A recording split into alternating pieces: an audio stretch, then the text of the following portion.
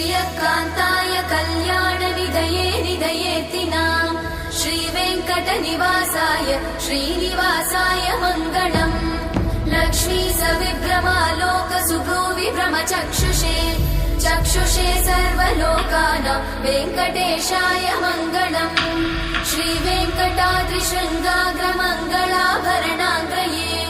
मङ्गलानां निवासाय श्रीनिवासाय मङ्गलम् सर्वावयव सौन्दर्य सम्पदा सर्वचेतसां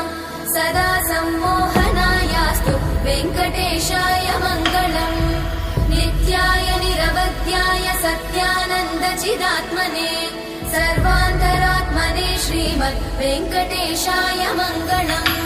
स्वतः सर्वविदे सर्वशक्तये सर्वशेषिने सुलभाय सुशीलाय वेङ्कटेशाय मङ्गलम्।